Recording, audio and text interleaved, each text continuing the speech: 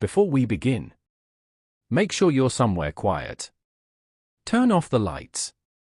Put on your headphones. Because the stories you're about to hear aren't just scary. These are the kinds of experiences people don't talk about. If you enjoy true horror stories, unsettling encounters, and disturbing events that happen to real people, make sure to subscribe to the channel. Now, let's begin.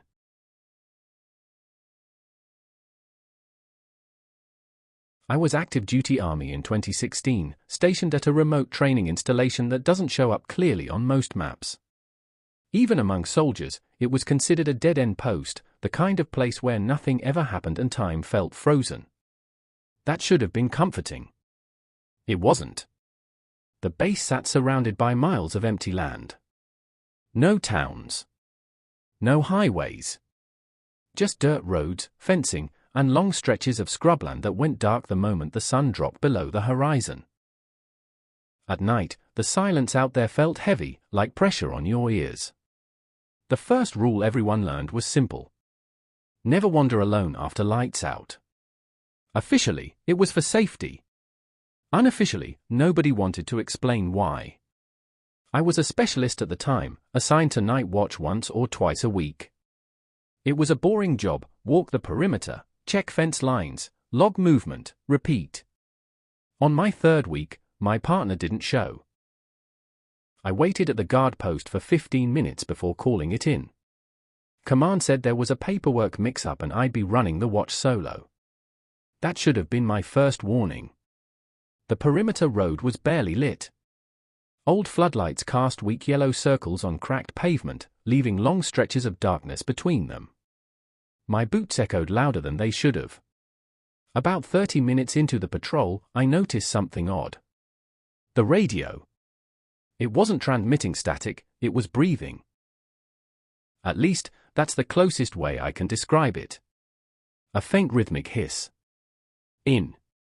Out. In. Out. I tapped the radio, thinking it was interference. The breathing stopped. Then a voice came through. Low. Calm. Familiar. Don't stop walking. I froze. The voice sounded like Staff Sergeant M, my squad leader. But he was off duty. I checked the channel. Wrong frequency. Who is this? I asked. Silence. Then. You're already late. My stomach tightened. I kept moving, faster now, scanning the fence line with my flashlight. That's when I saw it, a dark figure standing just beyond the perimeter fence. No uniform. No gear. Just a shape. Watching me. Base security, I called out, forcing confidence into my voice. Identify yourself. The figure didn't move. Then it stepped forward, and the light passed straight through it. Like it wasn't fully there. I staggered back, heart pounding, and that's when my radio crackled again. Same voice. You weren't supposed to see that. I ran. I made it back to the barracks in record time, slammed the door, and locked it. I didn't report what I saw. I told myself exhaustion was messing with my head. That lie lasted until I reached my bunk. Someone was already lying in it. Same uniform as mine. Same boots. Same rank. But his face was turned toward the wall. Hey, I whispered. Wrong bunk. The figure slowly rolled over. It was me. Same scars. Same tired eyes. He smiled and spoke in my voice. You missed your watch yesterday too. The lights shut off. I don't remember leaving the room. I woke up in the medical bay the next morning. Command said I'd been found wandering near the outer fence, radio smashed, repeating the same phrase over and over. It doesn't end. It doesn't end. They chalked it up to stress. But here's the part that still keeps me awake. Later that week, I found an old logbook in the watch office. Names of soldiers assigned night patrol over the last decade. Some names were crossed out. Some were circled. Mine was already written in. And next to it, in handwriting that looked exactly like mine, was a note. Second shift complete. I requested a transfer 2 months later. They denied it. I never pulled night watch again. But sometimes, when it's quiet enough, I still hear breathing coming from my radio. When people imagine military bases, they think of discipline, order, structure. Everything has a place. Everything makes sense. That illusion shattered for me during my first deployment stateside. I was 19 years old, fresh out of training, stationed at an aging army base that had been active since the early Cold War. Most of the original buildings were still standing, concrete barracks with narrow hallways, low ceilings, and ventilation systems that never stopped humming. They told us the barracks were historic. What they didn't tell us was how many people had died inside them. The first week was normal enough. Exhaustion kept me asleep most nights. Then the sound started. At exactly 2:17 a.m., every night, without fail. Footsteps. Slow, heavy boots walking down the hallway outside my room. No talking. No radio chatter. Just boots, stopping at each door, lingering, then moving on. The first night, I assumed it was staff duty. The second night, I checked the hallway. It was empty. The third night, I asked my roommate, Carter, if he heard it. He stared at me and said, "You hear it too?" That's when I knew something was wrong. Our barracks had 4 floors. The 4th floor was locked. Not off-limits locked, sealed. Doors chained. Stairwell blocked. Elevator access disabled. No one talked about it. One night, during evening formation, someone asked the platoon sergeant why the top floor was closed. He didn't answer. He just stared at the guy for a long moment and said, "Don't go looking for things you're not assigned to." The footsteps started sounding heavier after that. Closer. About 2 weeks in, Carter stopped sleeping. He sat upright in his bunk at night, staring at the door, whispering to himself. When I asked him what was wrong, he said he'd seen someone standing at the end of the hallway during fire watch. A guy in uniform, he told me. But his face was wrong. Like it was blurred. Like I wasn't supposed to see it. The next day, Carter didn't show up for PT. They found him in the stairwell leading to the 4th floor. He'd broken the chain. His body was halfway up the stairs. Frozen in place. Eyes wide open. Mouth stretched like he'd been screaming, but there was no damage to his throat. Medical said cardiac arrest. Everyone else knew better. That night, I slept with my light on. At 2:17 a.m., the footsteps came again. But this time, they didn't stop outside the door. They came inside. Boots moved slowly across the floor. I could hear fabric brushing against my desk. A shadow stretched across the wall. I was too terrified to move. A voice leaned close to my ear and whispered, "You're in his bunk." I squeezed my eyes shut. When I opened them, the room was empty. But the bunk across from me, Carter's bunk, was neatly made. Tighter than regulation. I reported everything the next morning. Command told me I was experiencing stress-induced hallucinations. Then they reassigned my room. 4th floor. They escorted me up personally. The hallway was darker than the others. No windows. The air felt stale, heavy, like it hadn't moved in years. They opened a door and said, "You'll be alone up here."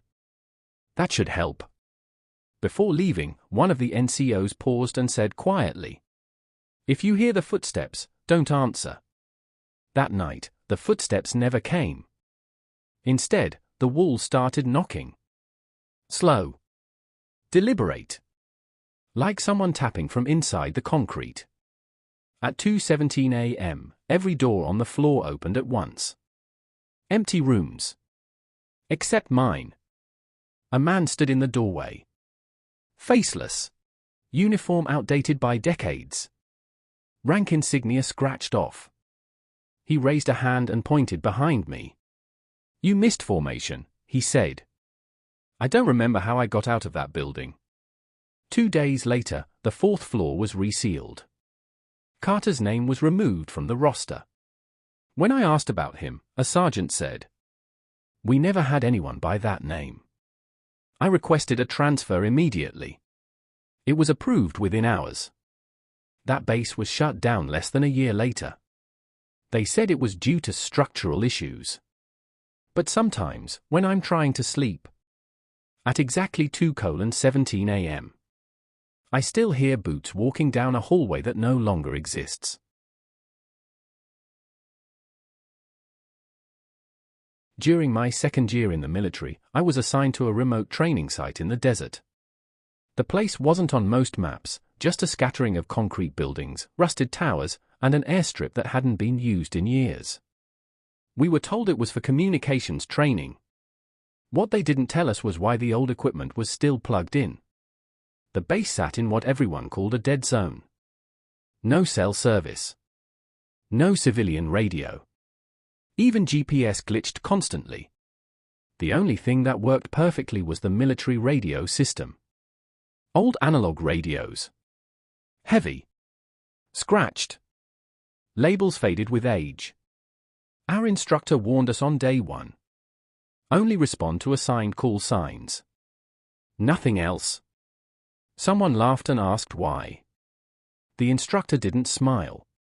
Because sometimes the radio answers back. My shift was overnight radio watch, just me, the hum of electronics, and the desert wind rattling the windows. At 1:44 a.m., the radio crackled to life. Static. Then a voice. Clear. Calm. Familiar. "Can anyone hear me?" I grabbed the MIC instinctively, then froze. That voice sounded exactly like mine. Same tone. Same cadence. Same hesitation between words. I didn't respond. The radio crackled again. "Come on," the voice said. "Don't pretend you don't recognize me." My name followed. Perfectly pronounced. I reported it immediately. Command checked the logs. No outgoing transmissions. No incoming signals. No recorded audio. They told me exhaustion can cause auditory hallucinations. Then they reassigned me to day shifts. The night watch position stayed empty. Because no one volunteered for it. A week later, a private named Lewis ignored orders and took night watch anyway. He said it was easy overtime. At 3:12 a.m., the tower alarm went off. We found Lewis outside, standing at the base of an old radio tower that hadn't been active since the 80s. He was barefoot. Hands bleeding. Looking straight up at the antenna. When we tried to talk to him, he just kept saying. It told me to come closer. Said it was cold. Lewis was evacuated the next morning. He never spoke again. They shut the tower down completely. Or at least, that's what they said. 2 nights later, I was woken by a knock on my door. An officer handed me a radio. "You're back on night watch," he said. "Just for tonight." I didn't argue. At 1:44 a.m., the radio turned on by itself. No static this time. Just breathing. Slow. Controlled. Then my voice again. "You didn't listen," it said.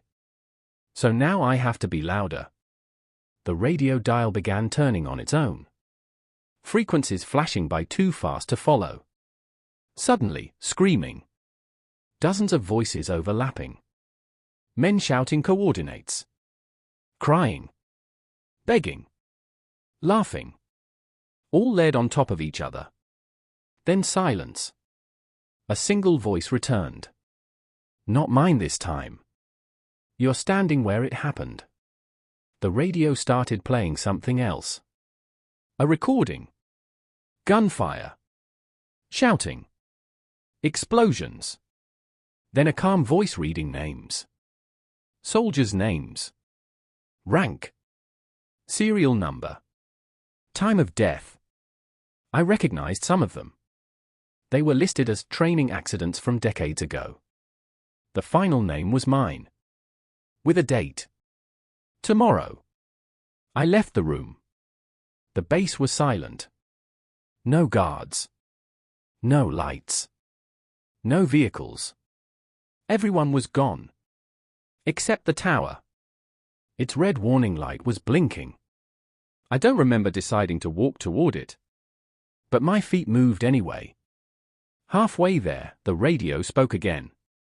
"You came back," it said gently. "That means you heard us." I dropped the radio. It kept talking. From the ground. From the tower. From inside my head. They found me unconscious near the tower at sunrise. I was airlifted out that same day. The base was shut down permanently within 6 months. Official reason: environmental hazards. The radio I carried that night was destroyed. But sometimes, when I'm alone, when the room is quiet, I hear static. And then a voice. My voice. Asking if anyone can hear me.